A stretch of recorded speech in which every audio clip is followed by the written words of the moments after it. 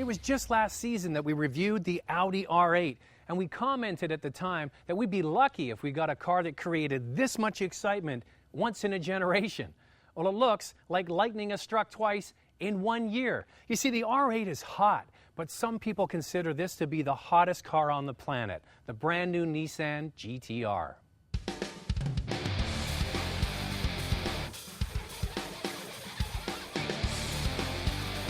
This has got to be one of the most anticipated cars for the sport tuner crowd. Many mainstream drivers have no idea what a GTR is, but for those who do, this is like the automotive holy grail. The origins of this car come from the Nissan Skyline GTR. That car grew to mythical proportions with the tuner crowd in Japan and has been featured in all kinds of movies and video games. But that car never sold in North America. Now Nissan has decided to spread the love around with the worldwide introduction of this car, no longer called Skyline, just GTR. The one thing to keep in mind, and hard to show on TV, is the fact that the GTR isn't a small coupe. No, it's a big, wide coupe, longer than the BMW M6. The back seats really are for decoration only. People need not apply. And there is a big trunk. The opening isn't wide, but it can carry a lot. Not that anybody's asking me, but I wish they would ditch the ridiculous back seat, make the car a little bit smaller, more in line with the original Skyline. No one's going to sit back here. Styling is like a grounded stealth fighter with angles, wings, and sculpted edges. But it does remind me of cars we've seen before. The front smacks of a Mitsubishi Eclipse. The rear lights have a Corvette or even Ferrari twinge to them. The rear exhaust tips are nearly as big as the taillights.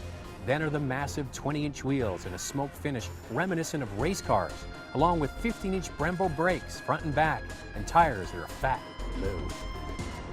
Now, Nissan makes another coupe, the 350Z. I've never been a fan of the interior of that car. It has a lot of plastic and it looks cheap and it doesn't really do the car justice. Now, this GTR, it's a nice surprise. It's got all the right stuff. Nice soft materials on the dash. It's leather on the dash that's nicely stitched. Same with the door. The buttons in the middle are very easy and logical, and there's a video readout in the center that will keep video gamers happy for months. There are switches on the dash for setting the sportiness of the dual-clutch transmission, settings for the dynamics of the chassis, and launch control. But here's the best button, the start button.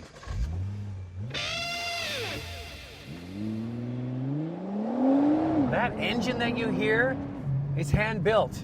It's a twin-turbo 3.8-liter V6 that Nissan says is handcrafted by a master technician in a clean room environment. Hey, let's hear it for that guy.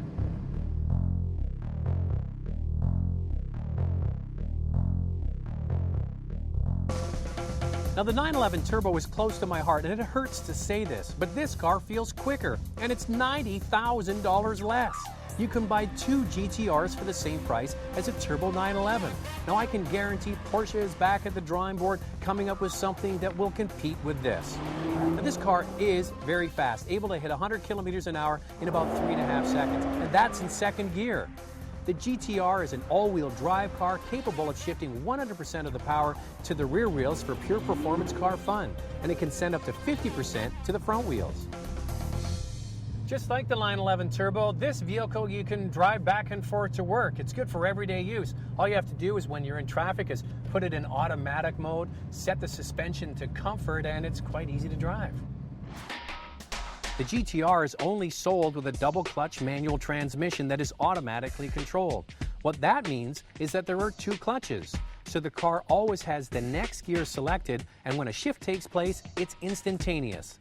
The downshifts are just as slick, as the engine matches revs to make the GTR as fast as possible. The one thing that becomes very clear is you look kind of like a knob driving this thing around in second gear all the time. Unless you have access to a racetrack, this thing is a poser status symbol, and in the hands of an inexperienced driver, could be an accident waiting to happen.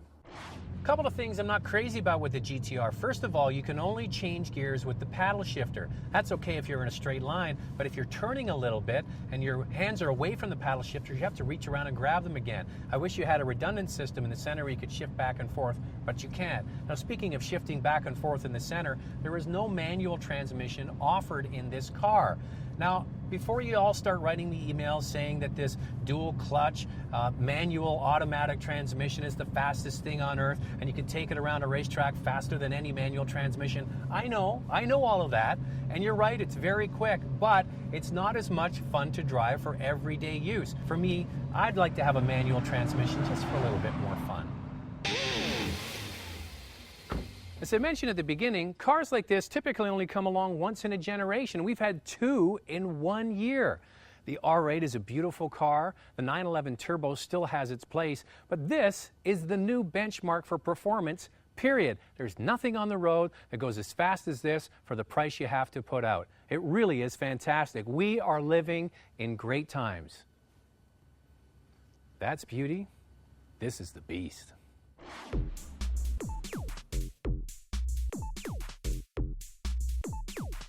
For complete specs, go to our website at drivingtelevision.com.